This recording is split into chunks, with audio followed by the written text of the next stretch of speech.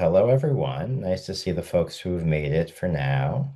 Um, Sister Marie is not quite here yet. She's not signed on as far as I can tell. So, especially since it's our last session, I thought I might just jump right in with some of our content.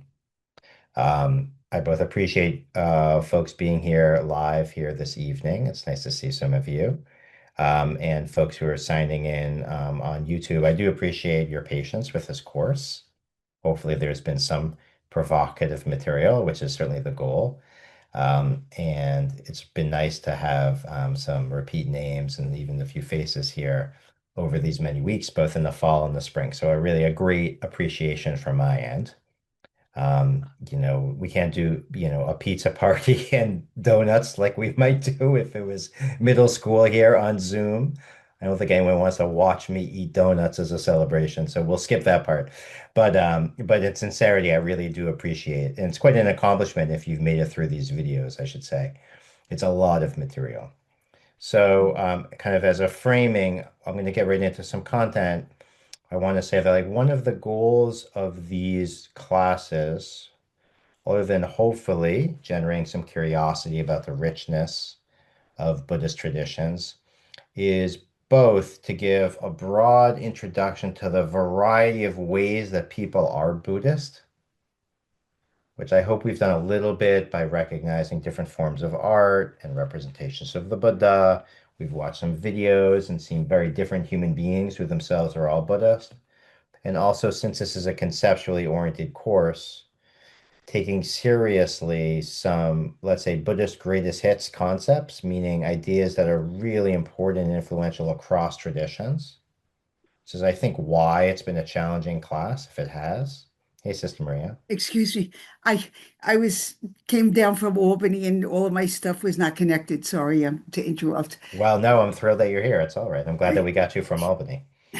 Um, I was saying that in the kind of greatest hits mentality here of the course, I've tried to present provocative ideas that are influential in different traditions, but also in a sophisticated way, kind of out of respect for everyone's keen intelligence on these Zooms, so that you can take seriously not just the most attractive layer of some of these Buddhist ideas. Many of them have made their way into kind of popular frameworks of understanding in American culture and elsewhere, but also see how sophisticated these ideas are, how deep some of these ideas can be, and also really how challenging some of these ideas can be. So, on the one hand, providing at least a little bit of an introduction, also seeing names and faces and texts and art from different places, recognizing the different ways of being Buddhist. And then when presenting key Buddhist ideas that influence so many different communities, recognizing that they go down pretty deep, right?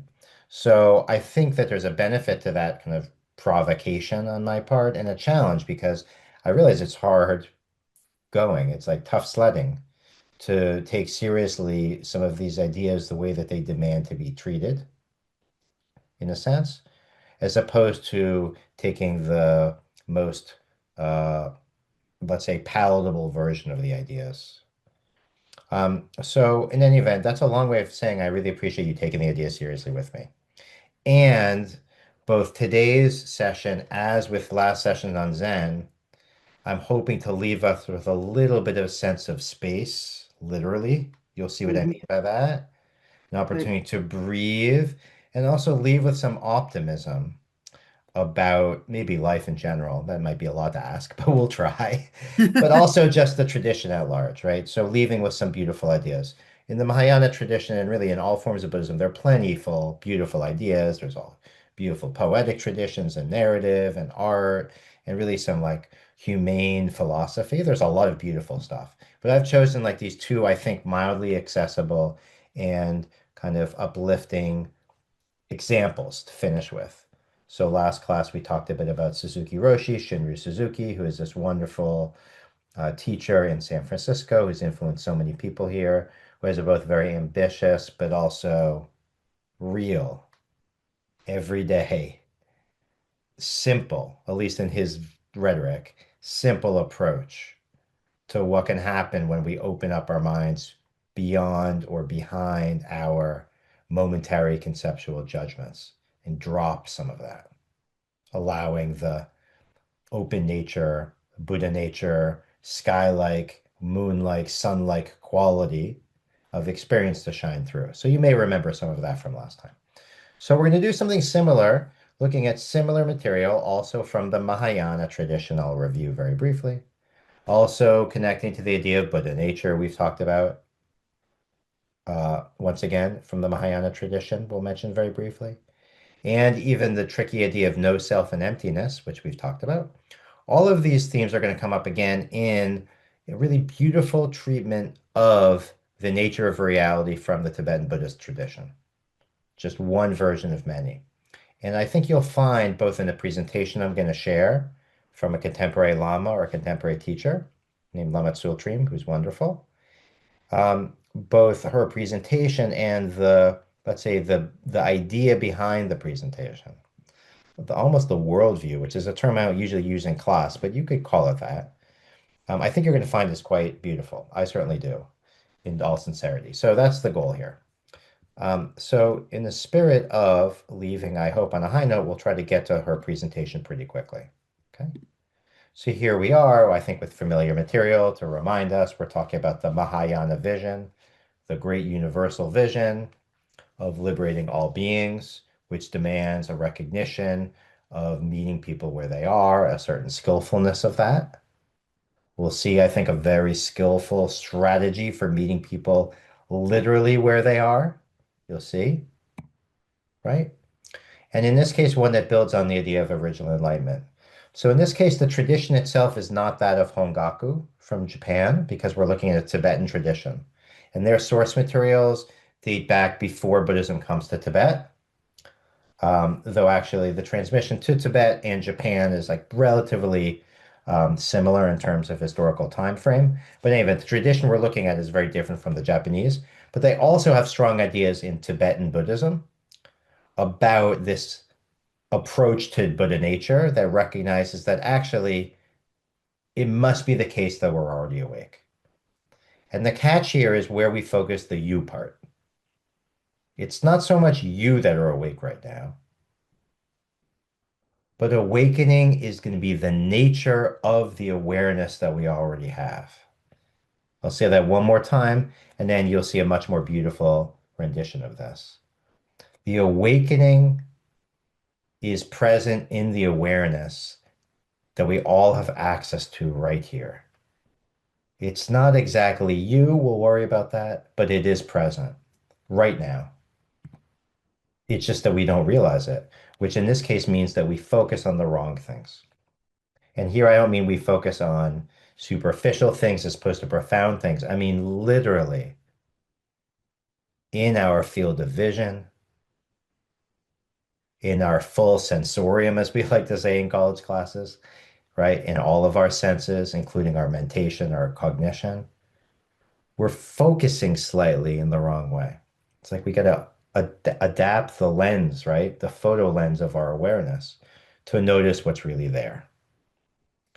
This can be really quite dramatic and simultaneously simple. So a reminder here of the metaphor, which you're going to hear in the video, of the sky-like quality of our awareness. That's what we're about to get. In this case, the metaphor usually is that the sun is always shining despite the clouds, right? Even on a cloudy day, the sun is shining just like our Buddha nature, our naturally awake quality is always shining. Here, you're going to see a literal attempt to gaze up at the sky as a reminder of this open quality. And that's going to be the material we're about to work through. So the quick background, which is maybe not as quick as you'd like, but I do feel obligated to introduce, here is about Tibetan Buddhism, which is a form of Buddhism you find not just in geographic Tibet, the majority of which is now in China, in the People's Republic of China, and it's a very complicated, messy, mostly unpleasant history around that you may know about. But actually, places where people speak Tibetan and practice Tibetan Buddhism aren't exclusively in China. And there's been a big influence of Tibetan Buddhism on various areas in the Himalayas, so Bhutan and Sikkim, which is now part of India, and Ladakh, most of which is also in part of India. So there's a whole kind of region here of Tibetan-speaking people who are also ethnically Tibetan and practice a certain form of Buddhism. And then this form of Buddhism has had massive influence, up most prominently in Mongolia and various places that Mongolian culture has spread to over the last 800 years and elsewhere. So just really quickly, because this isn't going to be the entire focus, the name that's often given for this style of Buddhism is the diamond vehicle. It's one name of many. In Sanskrit, we call it the Vajrayana. It's a vehicle associated with a symbol of a diamond. Um, and what we need really for today is just a couple of quick elements here. Okay. First, at the center of Tibetan Buddhism, as is the case in many Buddhisms, but it's really quite dramatic in Tibetan form, is the devotion to a teacher. And you've probably heard this term of a lama, which is really a Tibetan term for what we often call, even in English, a guru.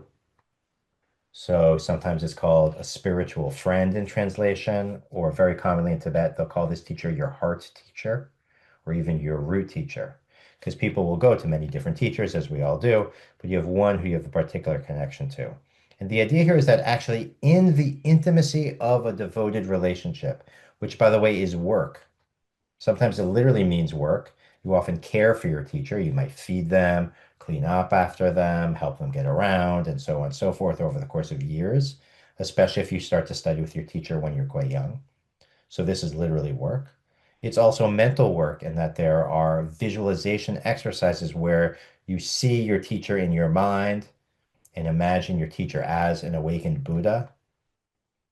And then there are practices where you can visualize your teacher on top of your head, walking around with you, noticing, watching what you're doing all the time. In a way, we have some kind of similar imagery, I think, in Catholicism with angels over our shoulders and the like, right? But the idea here is that it's work. Your relation with a teacher is when you work at.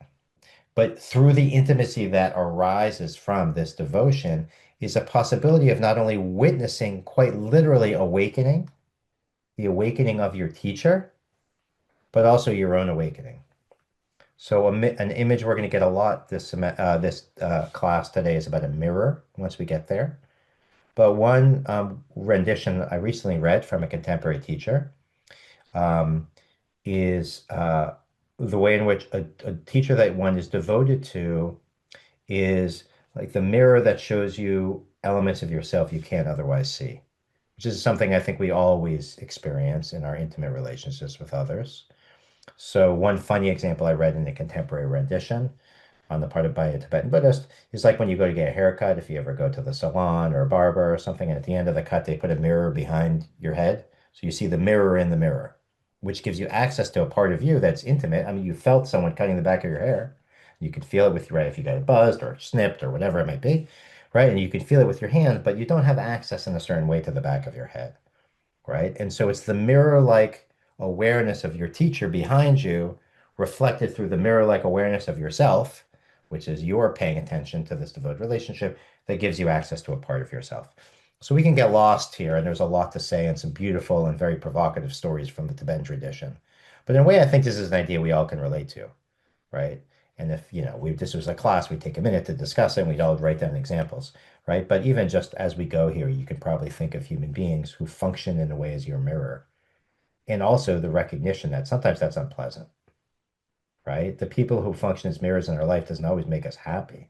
It's hard sometimes, right? To see how you're reflected back, how your behavior is reflected back in those folks who really know you and aren't going to put up with the make-believe performance.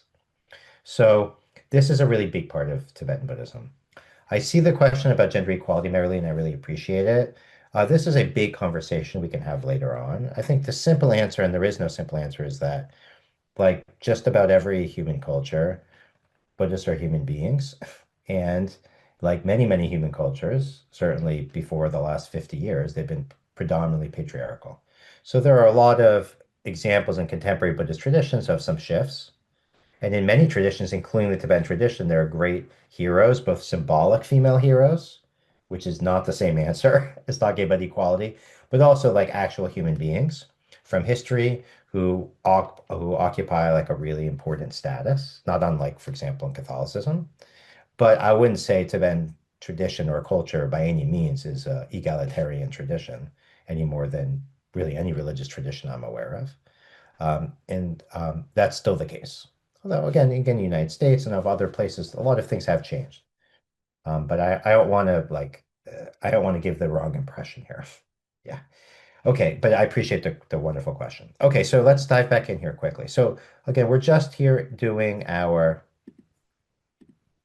introduction to the diamond vehicle, mentioning elements that we're basically going to skip, but I want to kind of call attention to, which is one, the key of devotion to a teacher. The second is the basis of visualization exercises. And these are remarkably rigorous. And many of them are secret. You need to get permission to do them. And they take lifetimes of practice.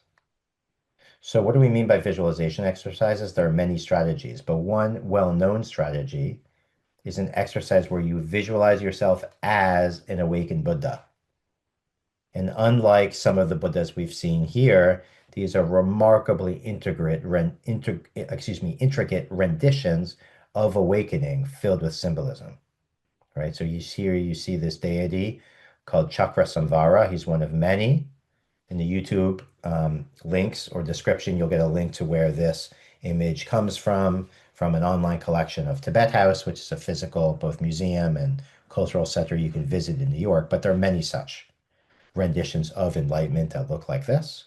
In fact, this is actually two different forms of awakening, a male and a female one in union together, which has all sorts of symbolic and practice implications. But rather than doing either artistic or like a religious explanation of these practices, which are really quite complicated, I just want to mention that visualizing an image like this is not so easy, right? It's hard enough for us to keep one mind or one face in our mind if we even try with our eyes closed, let alone such a sophisticated collection of heads and arms, limbs, and ritual implements, and so on and so forth. So when we say that there's visualization strategies in Tibetan Buddhism as a way of both training your mind and transforming how you see yourself, we really mean Olympic level mental gymnastic training. Okay. And for students who have sufficiently developed devotion to a teacher and gone through some training in these mental visualization exercises, you often get stories about a teacher introducing a student to themselves. That's this third bullet point I hope you can see in the PowerPoint of introduction to the nature of mind. And the name we have for these style of introductions are what are called pointing out instructions.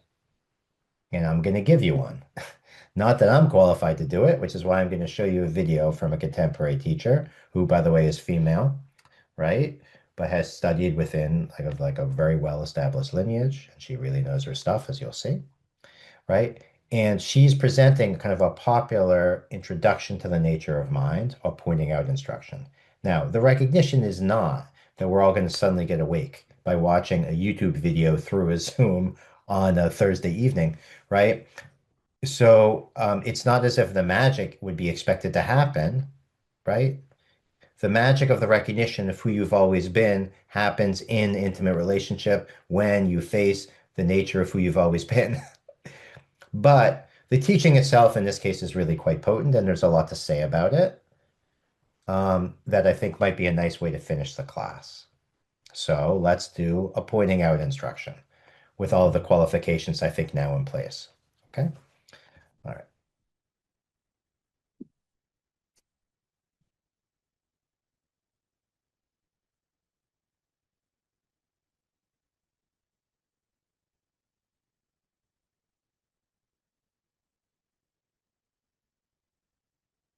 All right. And we see the tent. I hope so. I've lost you all now, but hopefully it'll work. All right, I'm going to play the video. If someone can please speak up if the volume isn't coming in. I've hopefully pressed all of the right buttons. When I say the mind is like the sky, it's not the thinking mind. The thinking mind is like a busy street, and it's not like the sky. If you take that mind and then you turn it to look at itself. If it looks at itself, there's immediately a kind of opening up. It stops. And then that vastness is experienced. That is like the sky. All right, so there's a lot more to say here. Are you guys able to see the very quick video and hear the audio? Okay. So to be clear about what Lama Tsultrim is saying before we indulge yourself a little bit in her really beautiful rendition of this teaching, she's making a distinction between two things that are connected. The first is the open quality of the sky, which, by the way, is a part of Tibetan practice that's called sky gazing. And if you'll see as the video goes on, she's actually sitting out on a mountain with people, meditating by staring up at the sky. Because in a way, it's a little bit like the mirror effect. You're looking at the quality of your own mind in an external way that opens it up for you internally. So we're going to talk in a second about why this would be the case. It's both a metaphor and reality. Okay. But the distinction, I think, is helpful to begin with. She says, how is it usually for our minds? She says, usually our minds, the content of our minds is like what? A busy street or a highway. And I think we all know what that's like, right? Good day, bad day, we're filled with judgments, reactions, memories, regrets, anticipations, even good days, excitement. Our minds are racing with ideas, right? Those, by the way, are comparable, using the metaphors we've introduced prior sessions, to the clouds that are always passing through our mind. But what she's reminding us is that for clouds to be able to pass through their mind, there must be a space for them to appear in. And that is the sky-like quality of our mind. But she's not just claiming this as like a point, a philosophical point, which I promise we'll continue to explore. She's also saying it's something you can really easily experience. Even on the Zoom, you can experience it. If you, for a moment, drop your judgments and concerns about the words I'm speaking or the nature of your day and just stare, it works better with your eyes open, stare at the computer screen for a minute and look at yourself staring at the computer screen. Bring attention not to the computer screen, but attention to the whole field within which you're operating, staring at a computer screen, which includes your peripheral vision and your sense of your body within the peripheral vision and your sense of yourself within a field of sound or absence of sound. And then the kind of spaciousness of all your thoughts. You notice that your thoughts have locations. If you've done any meditation, you've probably noticed this, right? Sometimes you think here, sometimes it's back here, sometimes it feels like it's in left field, right? But in any event, we're not going to kind of pull away from the exercise. But what she's saying is it's actually a very common human experience. If you just look at yourself looking for your own mind, you fall into this experience. It's very, very common. Like we often devalue it as something like spacing out or zoning out. But actually, one can bring a lot of attention to the spaced out quality of not being able to locate yourself here. And I don't mean not locating yourself at the end of a philosophical investigation. We've talked a lot about that. That's not what she's talking about here. She's talking about actually the very simple experience of turning. She's going to say it 4 more times in this video, by the way. Turning, looking to see who's looking, and then getting lost in this kind of spatial quality where it's obvious that there isn't a clear answer here. Anytime you're answering, you're back on the busy street. You see, it's not just that you have changed the subject in a way, but you've focused your attention onto something specific that you're judging. And therefore, you've shifted your attention, if that's clear. So we have all sorts of, let's say, epistemological reasons to focus or kind of bring rationality to bear, whatever it might be. That's fine. She's saying, no problem. This is not a philosophical argument. She's saying it's just a different experience. So, as an experiment, what happens when you practice returning to the spaciousness? So, I'm going to let her do some more talking about this because she lays it out beautifully. And then we're going to try for the last half an hour of the session to bring this back to some of the key ideas. And this is where I think some of the really beautiful, touching Tibetan ideas emerge. All right, so a little bit more Lama Tsultrim, if you will indulge.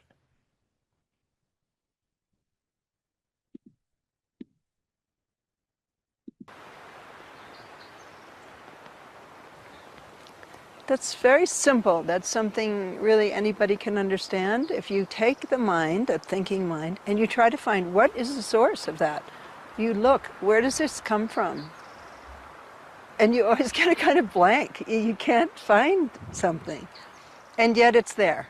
And yet there's consciousness. So we say the nature of mind is empty, yet cognizant, or empty, yet radiant, or empty and luminous. So its nature is that openness that you see. So this isn't something you have to develop. It's not something that you meditate a long time and then you see it. It's in every moment. You can just turn and look and see and open into that vastness. It's something that's really present everywhere for everyone. And it's not only present for human beings. This condition is universal. It's all beings have it as their source. It's the open, vast limitlessness. And so the more we can do that, turn that out-moving mind, turn it back to see its nature, which is empty, yet knows, it's aware. So it's empty, yet there's awareness. The more that we can do that, the more we can rest, relax in our true condition, in a state which is not fabricated. It's not something that's created when we do that. It's always present. But mostly we're so caught in our projections and in our chasing outwardly that we don't see it. And so that's really the purpose of meditation, is really that stopping, looking, and resting.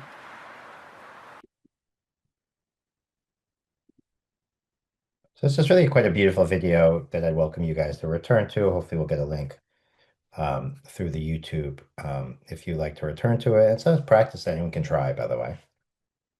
A couple quick notes on what she was saying that maybe you picked up on, and then we're going to dig into the significance here of the kind of talk, this sky-like talk we're getting from Lama Tsultrim in the Tibetan tradition. So you notice that she calls this natural, and there are synonyms for this in Tibetan that probably don't mean exactly what we think of as natural. It's certainly not a romantic sense of natural, like from Romanticism, that like the natural world natural. But they speak a lot about this kind of eternal, primordial naturalness as a way of pulling us out of our kind of our tendency to want to make things all the time, to improve things all the time. In a way, this natural open quality, which we're going to explore, which is literally part of awareness. That's how intimate it is, right? It's not something you have to buy or learn. It's right there. Is natural in the sense that it's effortless. You'll see this later today if we get that far. It's spontaneous. Yeah. But it's open. It's hospitable. We'll talk about that too. It's the condition by which, to sound more like a professor, it's the condition by which any experience can happen in the first place. Is this open, welcoming quality of awareness. And when we try to do something about it, we immediately like hop into a car. It's like we catch an Uber on the busy highway. You see, we're holding on to the clouds. That's why it's tricky to call this you. It's all of our universal inheritance, but it's not really you. By the way, it's not all of us. It's not like the truth exactly. It's not to say like this is God, for example. They don't use that language in Tibet. We can argue about it. Maybe it's appropriate. I don't know, but they don't use that language. But it's not you. And the reason it's not you is for actually a really mundane reason, because you is conceptual. You always comes after the fact when you name yourself, or you identify your preferences, or your identity, or your religious uh, identification, or feelings, or passions, or faith, or your family members. Is that clear? Again, not making any claim about the content of the you. It's just that you always appears conceptually. Even when you feel yourself in your body, you're identifying with a certain part of your body. And she's saying it's not like your feeling of your chest or your legs or your head, even, right? It's the condition behind that that allows you to even be in the space where you could have a body, something like that. You say, well, what I really am is like love, which, by the way, we're going to get to compassion in a second. You say, well, what I really am is love, which is a nice sentiment and maybe true. I don't know, right? I mean, there would be worse things than that be like what our real identity is in some sense. But the identification of yourself with love, if you think about it, is like 5 or 6 steps down the road there. It's a conceptual identification with a particular emotional feeling. That's an interpretation of how your body feels vis-a-vis your mind and other beings. So her point is, again, not to say there's anything wrong with any of these judgments. It's just that that's not what she's talking about. It's like she's playing a different game. She's in a different arena. You see, it's just not the same, right? So, we're going to try to generate some imagery and examples from the tradition to dig into Lama Tsultrim. Again, she didn't invent this idea, but to lean into this kind of direction of consideration, this like really mode of introspection and meditation. But in the spirit of uh, Shunryu Suzuki last class, I think there also is something to just spending some time with these kinds of teachers, right? So even if you want to tune out everything else I say in the spirit of the class, like there is something about her presentation, the simplicity of her presentation, kind of in parallel to the simplicity of Suzuki Roshi's, that I find powerful because it's both simple and welcoming. Yeah. It's simple, but not something you just check off and move beyond. Okay. But I do think we should dig in a little bit since, again, you've lent me your time here. We might as well um, get into it somewhat. Okay, so what are we getting into? Theories about what this is once you've been introduced to the nature of your mind, the sky-like quality of your mind. Okay, so she used some language. I want to explain what she means vis-a-vis the sky metaphor. And then we're going to talk about mirrors, which are also used in this tradition as a way to teach people about, to introduce people to themselves, to teach everyone about what it means to have this awareness. Okay. So you say it's open and cognizant, open and luminous, open and radiant. Let's talk about the open piece for a minute. Why is why is the sky open? The sky is open because it is hospitable. It's boundless. At least that's our experience of it. This isn't a physics lesson, right? But our experience of the sky is that it's boundless, it's limitless. It doesn't have a center or an edge. At least that's what it feels like when you look. Even its depth isn't clear to you until you see things that are closer to you or further away. And yet it's hospitable. That means the space of the sky, literally what it is the allowance of things to go through it. It doesn't choose. There's no bouncer. There's no like ICE agent or something like we have at the airports at the moment, checking people's identification. That's not how the space works. Is that clear? I think we know that. So whatever it is, if an airplane comes through, the sky allows the airplane to go through. If it's clouds, if it's a rainstorm, if it's someone bungee jumping or jumping out of an airplane, whatever it might be, right? Sunlight, sunshine, right? Moonlight. That's what space is. It's this openness. But this is a really important piece. The openness is, as they say, pure. It's untainted or unstained. What does that mean? It means if you look up at the sky tomorrow morning, you don't see today's birds.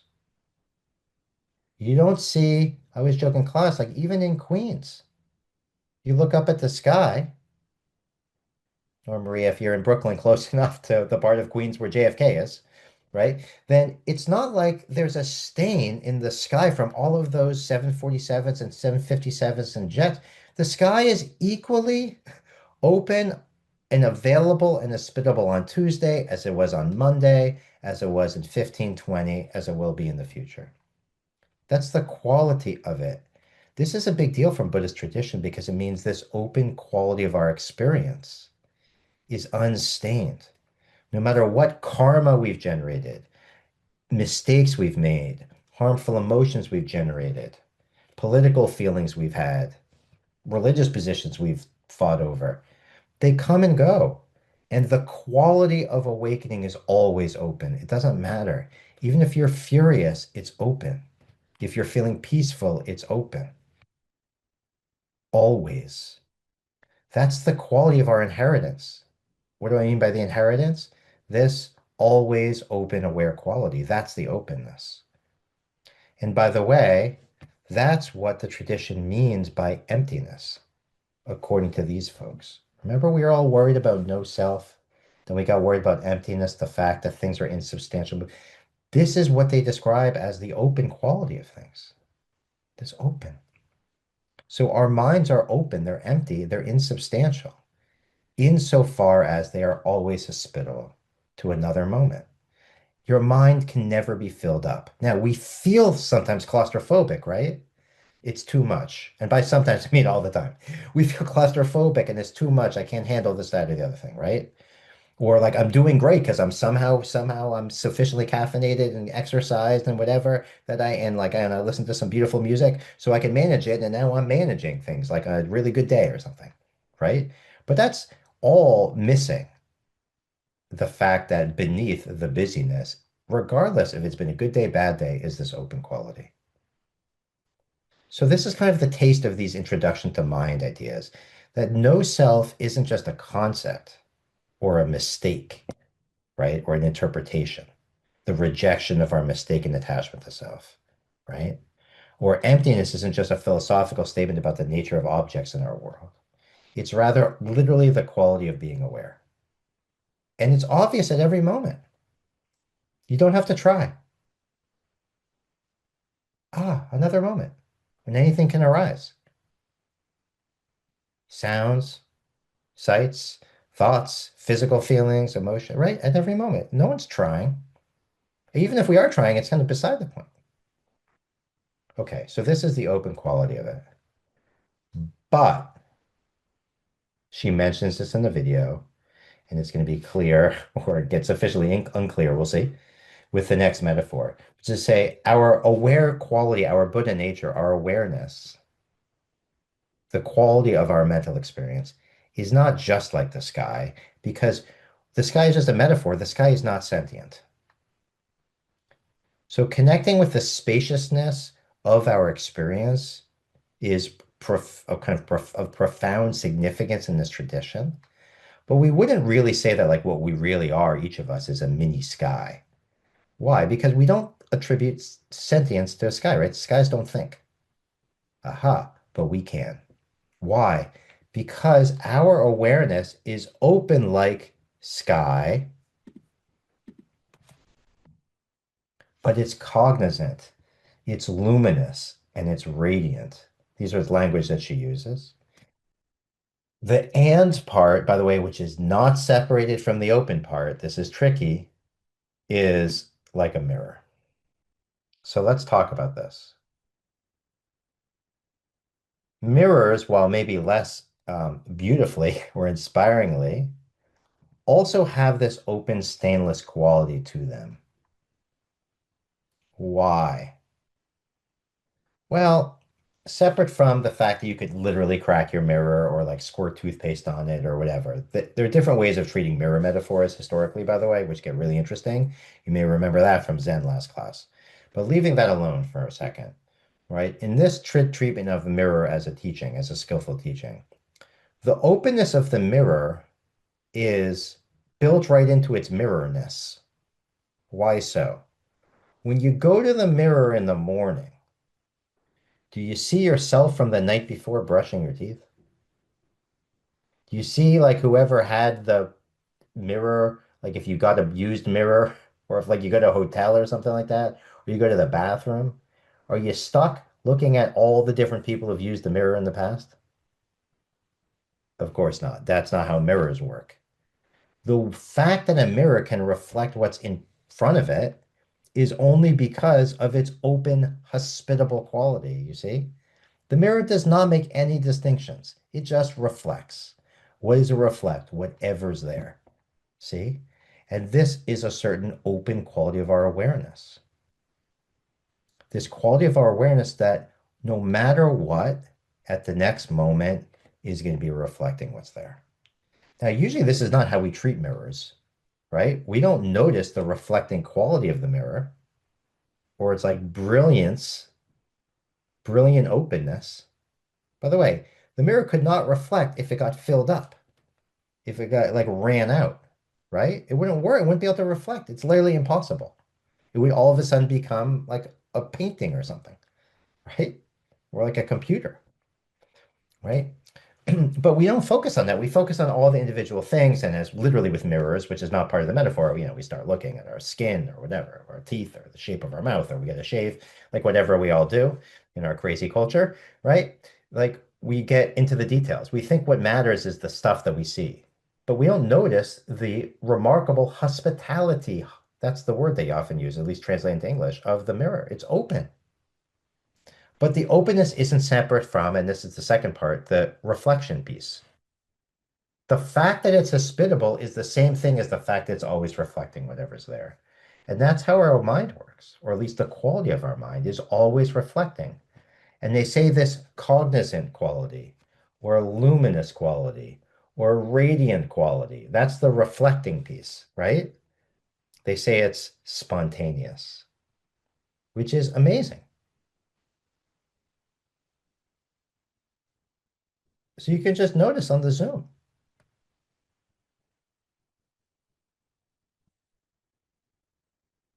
You don't have to make any effort for the reflecting experience of awareness to occur.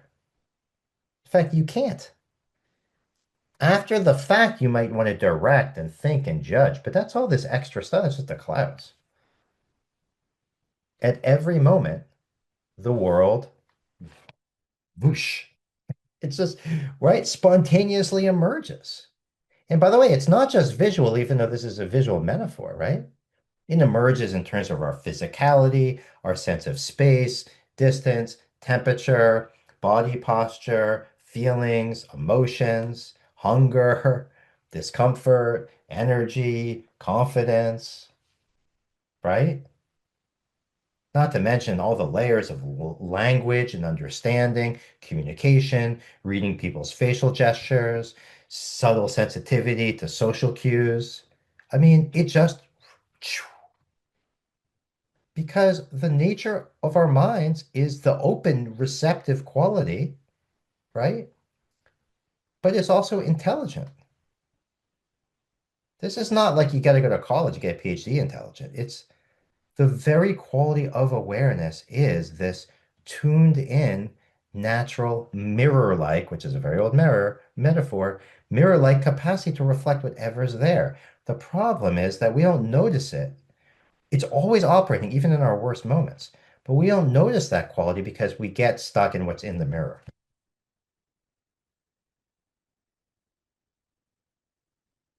And so for this tradition, there's a certain redemptive quality to turning one's attention to the open cognizance itself. It's always literally awake. Okay. There's a third piece, which is really exciting here. that's also right there in the mirror. But I'm happy to pause for a second if anyone's brave enough to ask questions about the open quality of the sky, which is pure, which means it never gets filled up. It's always open and boundless and hospitable and welcoming. And the reflective quality of our awareness, which is simultaneously there. It's not different from the open quality, but it is cognizant. It is present spontaneously, just like a mirror. It's always reflecting. Questions about these pieces? If you think about it literally, like spatially, the nice thing about the mirror metaphor, which again is just a metaphor, which is why it's hard, or a simile, let's say, is that the open quality and the reflecting quality are just flat. They're right there on the mirror. Is that clear? Like we haven't gone behind the mirror, we're not in front of it, like right there. That's the inseparability, right? The open quality and the reflecting quality are both right there. It's just the quality of the glass as mirror, you see? And our awareness is like that. That's the claim. Okay. Anyone want to batter me with any questions or respectfully offer up a question before we get to the last piece, which I know you're going to like in this crowd. Everyone's going to like it. It's good stuff, but I'm happy to take a question first. Okay. So this part's tricky, which is that in at least some of the Buddhist traditions, she didn't mention it here, but one of the traditions she's a part of, they often mention the third quality of the mirror-like nature of our awareness. It's not different, but it's a slightly different focus, which is essentially the stuff in the mirror is boundless. Now, the stuff in the mirror appears in the mirror. Is that clear?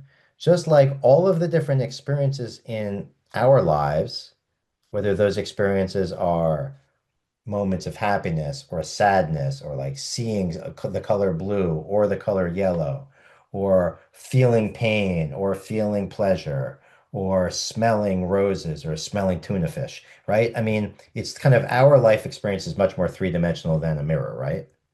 But still, all of those experiences appear in the mirror of our awareness. And they say this is boundless. What does that mean? Well, the energy, which is literally the stuff that appears in our mirror, sometimes people call this the potentiality.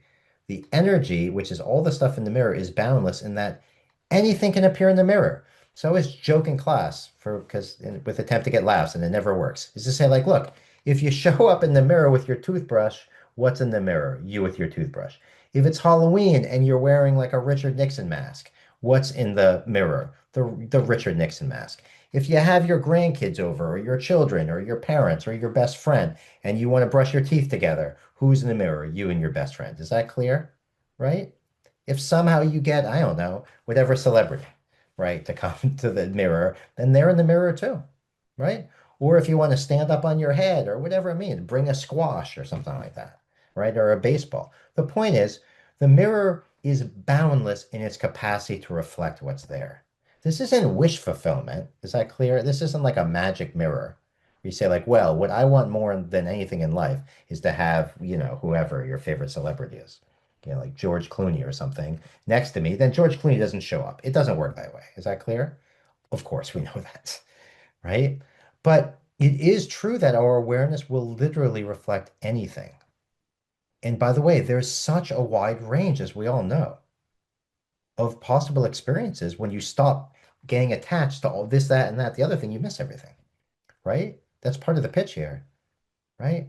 Like the level of subtlety, emotions, visions, sound, smell, taste, camaraderie, frustration, anger, competitiveness, tribal instincts, senses of universal love and agape, right? I mean, there's so many experiences, but our awareness is open to all of them. Okay, why is this a big deal? First of all, I think it's kind of nice, right? But it also is really important for the Mahayana vision, our old friend. So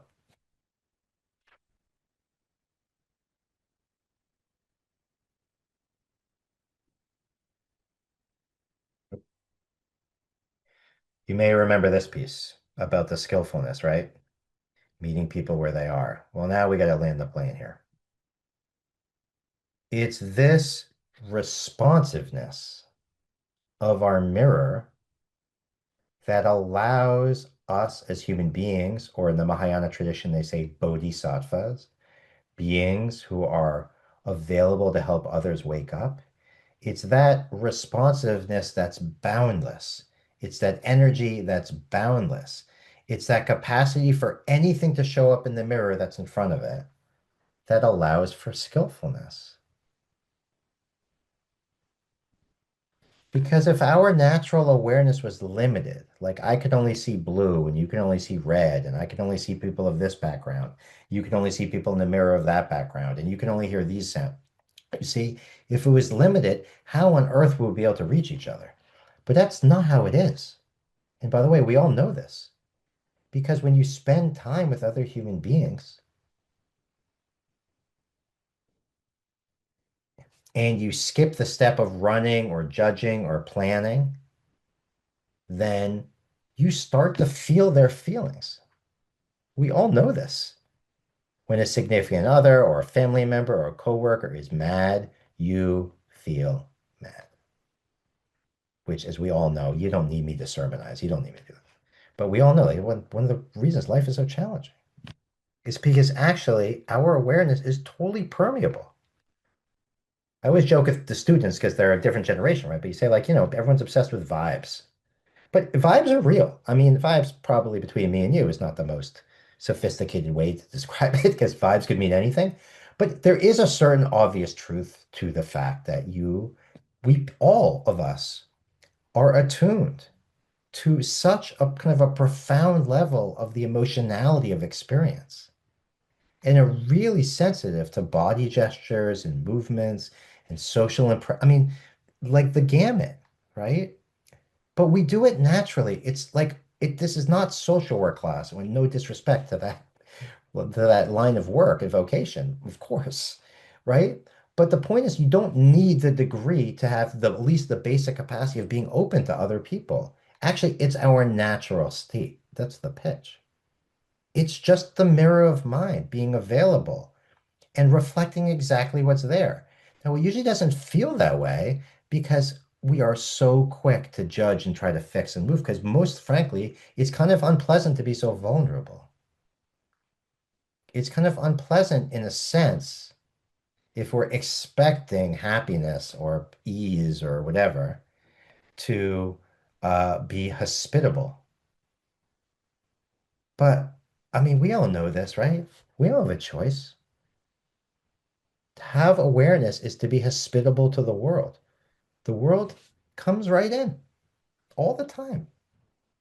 And does it help to fight it, to keep it out? Of course not.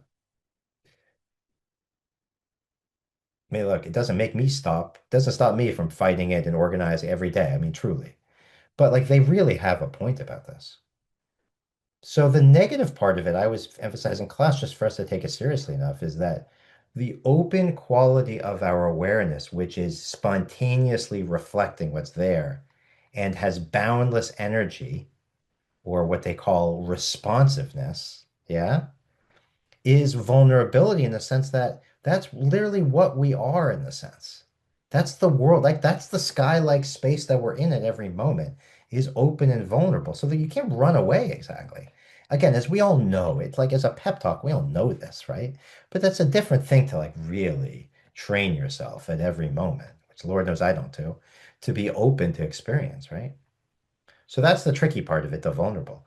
But the brilliance is like actually when you learn to recognize it and relax into it, at least that's what Lama Tsultrim says, and many Tibetan teachers say, right, is also to acknowledge like a remarkable resourcefulness.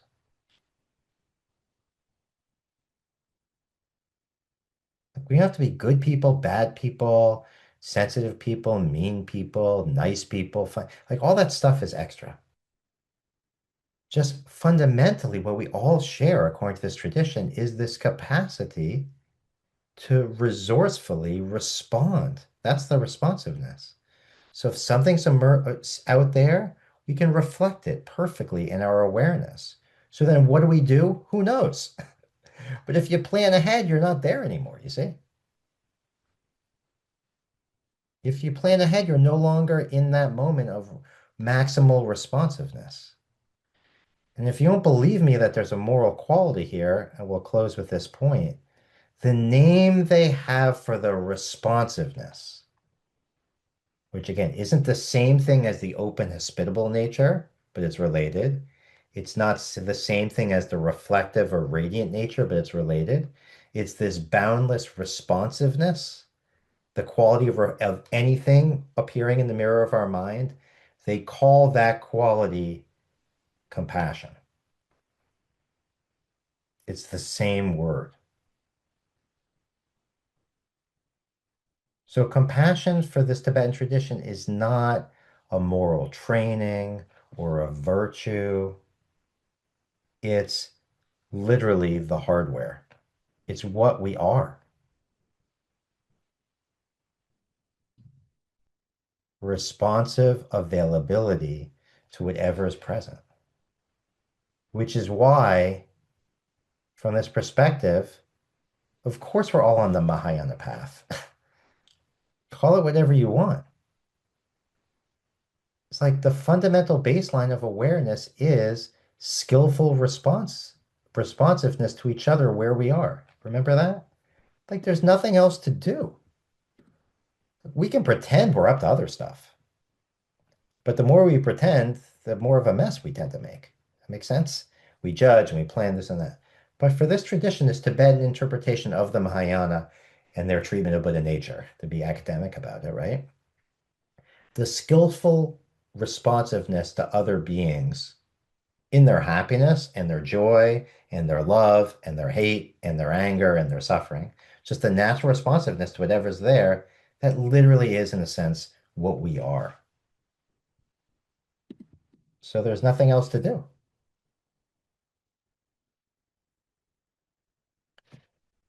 Any thoughts?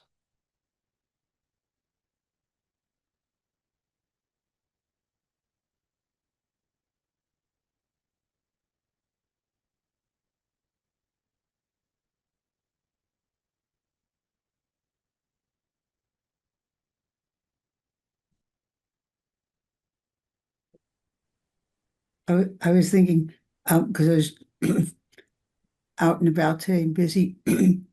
I guess if you're on that street filled with cars, you can't possibly be what you're talking about.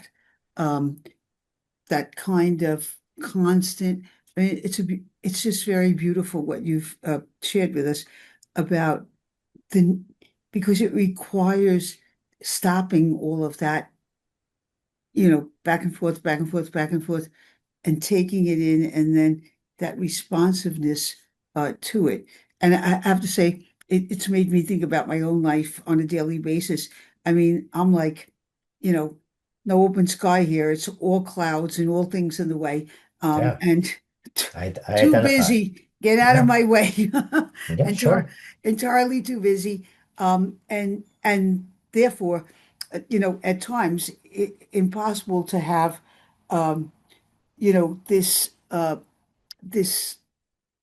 this responsiveness that you're talking about, I guess, which is what we're supposed to have. But it's really today's taught me a lot about myself, and the way I move through the world, and why at times I'm not able um, to do that, because I don't I can see that my sky is really filled with a lot of crap. Plain Yeah, English. I appreciate that. Thank you. And Yeah.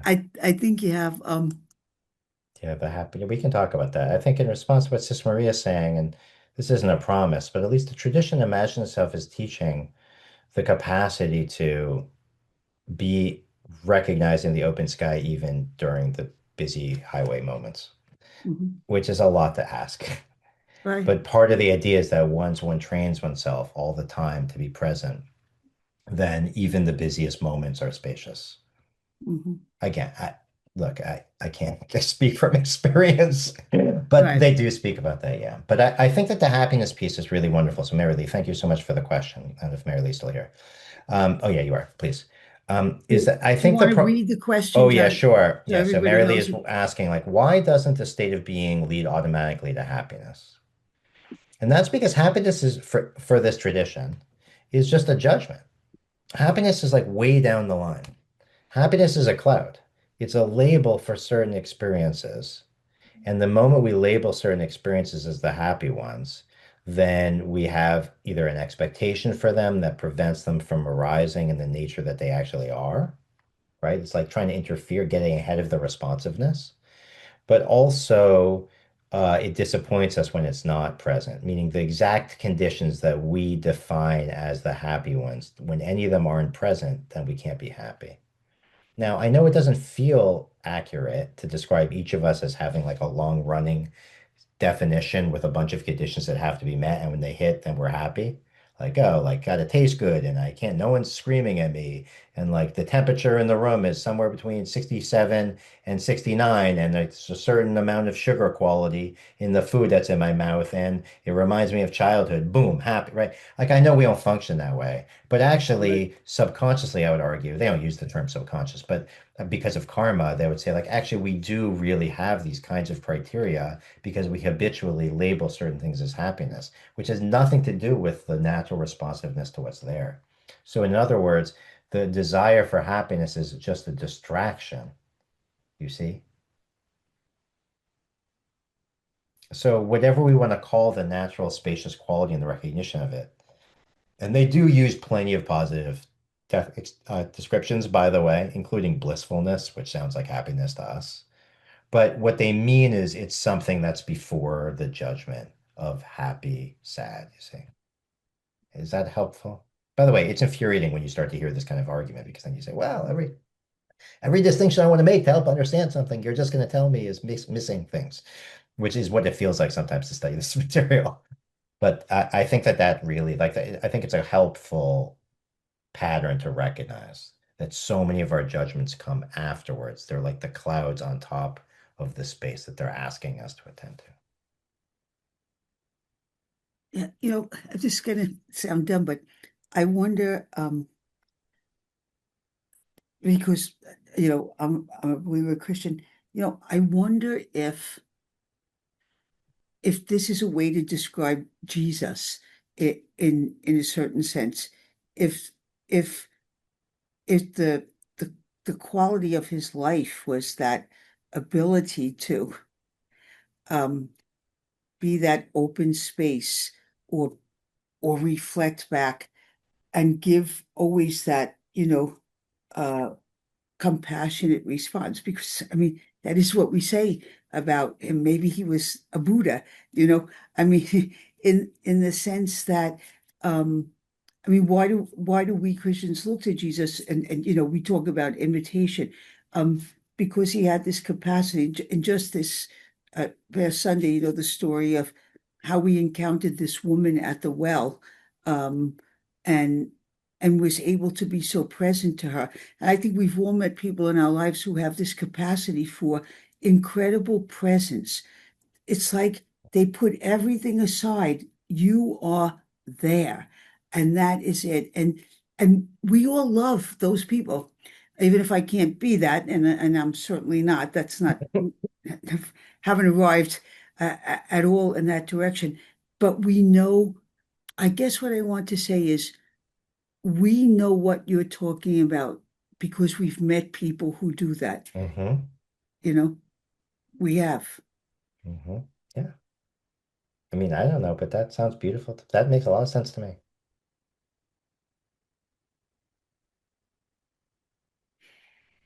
It's nice, like, and I don't have anything helpful here in this to say here, but like it's nice, like when you hear Maria you speak that way, and like everyone's nodding and smiling, right? Like I think it's an acknowledgement, like, yeah, we really, it's like no BS. Like we've met people like this, Right, right?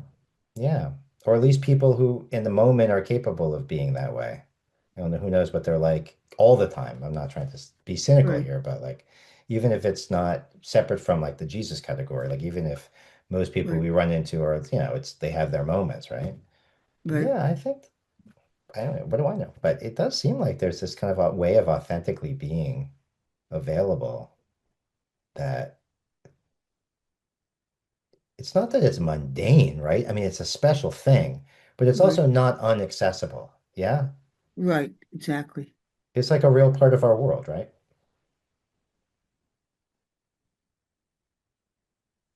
And I mean, I've never stopped to ask a person who I've met who emanates that quality. Did you practice that? Were Hmm. you born that way? Is it a work that you do? I guess I've never really thought about how they got to be that way. I mean, I recognize it when I see it, but I don't know if it's a practiced thing, or I guess I always just thought it's somebody's DNA and it's not mine. But maybe it's much more practice um, than we realize. I wonder if they know. Right.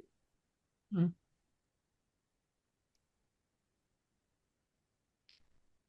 Yeah, Me- please. I'm not sure. I can't remember from last time who SG is. Oh, that's me. Please. I'm having, I guess, like Sister Maria, I while you're sitting on the side of a meadow or a mountain and you're looking at the sky, it seems like I can do that. Mhm. But what do you do every day when you get up and you had to do your lesson plans and you're making breakfast and you're going out to work to teach, or I guess, like, are there people who can do this? And I mean, I think we're now in the realm of me not being qualified to respond skillfully beyond Right. saying that there are a lot, obviously. So, like, I guess I'll speak because I'm supposed to be the one. But I mean, I think it's pretty silly for me to be the one to respond. But like, I will say that, like, on the one hand, there are plenty of contemporary teachers, not only Buddhists, who offer strategies for doing so. So I don't know. But I think the college professor in me wants to say, like, hey, all of the stuff from the fall, though, and even the things hidden in the Tibetan tradition here that we're not looking at, uh, acknowledge how difficult and how much labor these kinds of practices and processes take.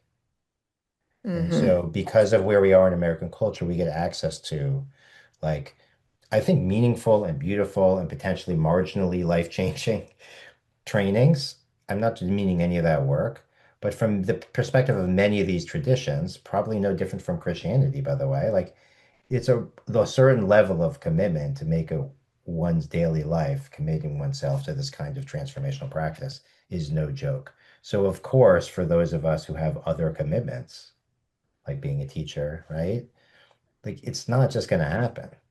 By the way, this is literally the life of the Buddha story that we told very briefly at the beginning of the class. Like, he literally had to abandon his whole kingdom and his family and his newborn son and his wife, which, by the way, is not advice any of us want to get, that we just abandon our families.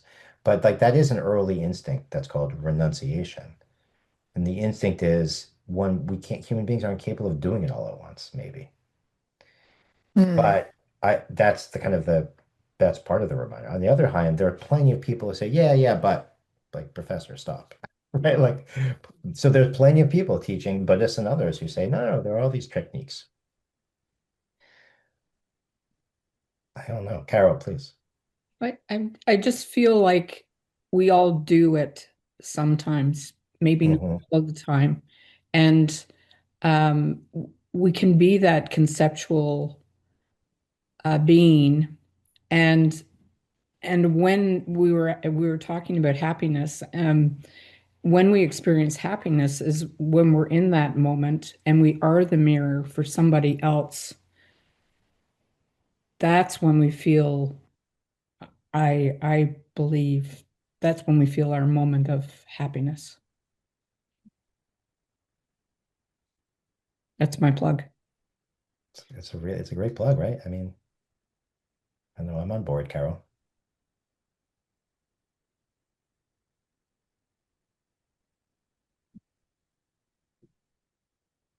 I mean, just to share, I don't know if this is helpful at the end, but like, it is funny being a college professor in a sense because of exposure to such a range of ideas, right? In the tradition that you could always fill in one more. It's like adding something to a list, you know?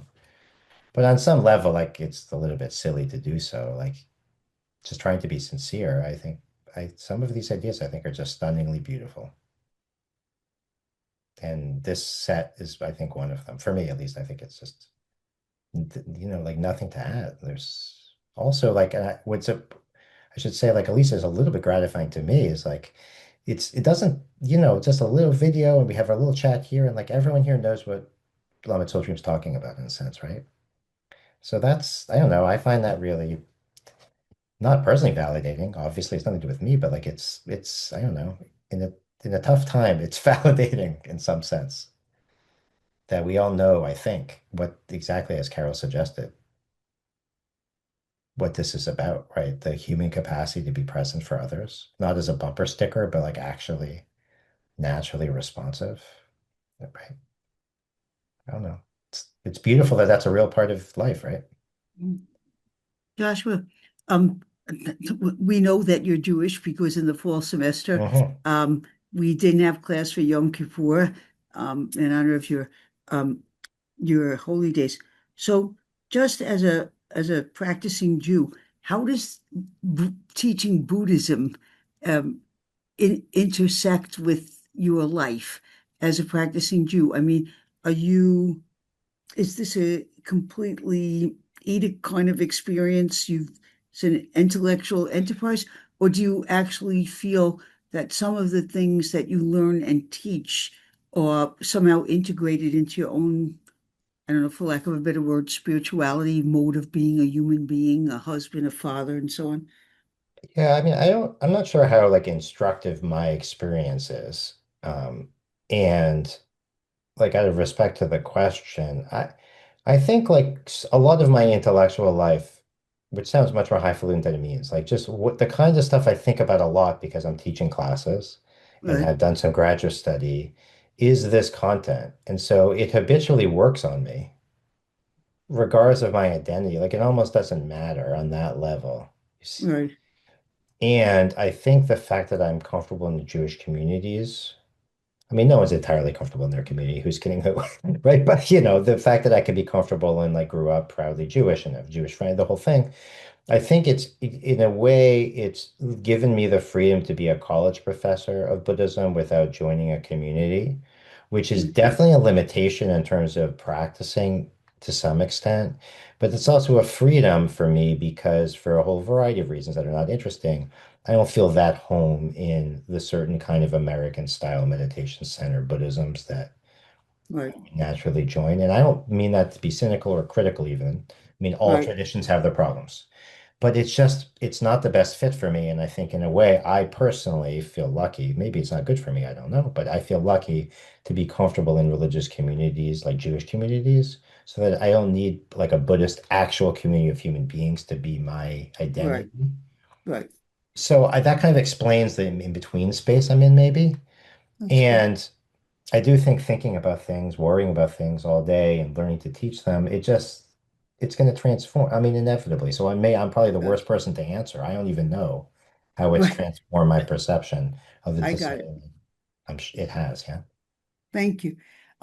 Time for one more question, and a good one. Now that we are where we are, what we learned, what's the next step?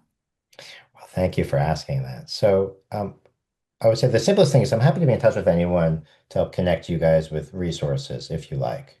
I don't think I'm the perfect human being to do that on the one hand. On the other hand, like I know of various resources I'm happy to talk to folks about.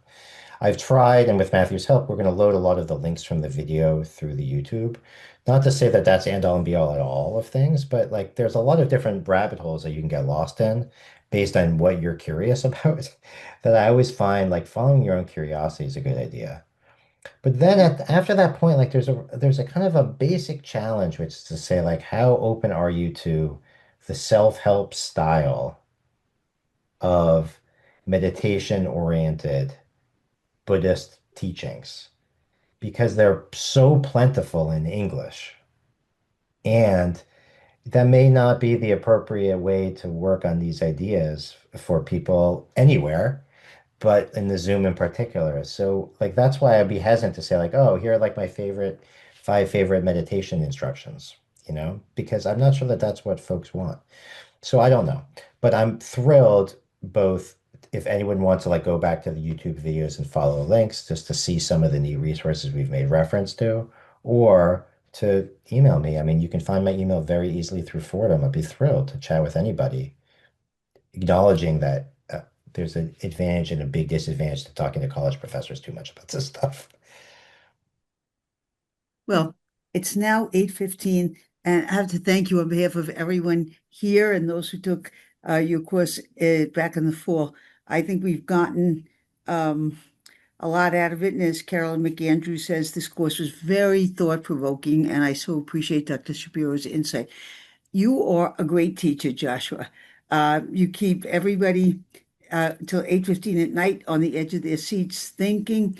You have wonderful examples, analogies. I mean, it's just been a completely marvelous experience. You were recommended to me by Elizabeth Johnson in my community, former professor at Fordham University. And she was right. She said, "You're young, charming, and really smart." And you are young, charming, and really smart. So we wish you all the very best. Hope to see you again in the future. Stay connected in some way, shape, or form. Everyone, good night now. And as we enter into Passover and Holy Week, may be a peaceful experience for you. And as always, remember all of the people who are suffering tonight from the insanity of war and hostility and hatred. And lift up our prayers to whoever we pray to and ask that some intercession occur to bring this madness to some kind of conclusion soon, so that everyone can have, as scripture says, live in their own house and under their own fig tree, and be at peace. Good night, everyone. God bless. Thank you. Thank you, everyone. Good night.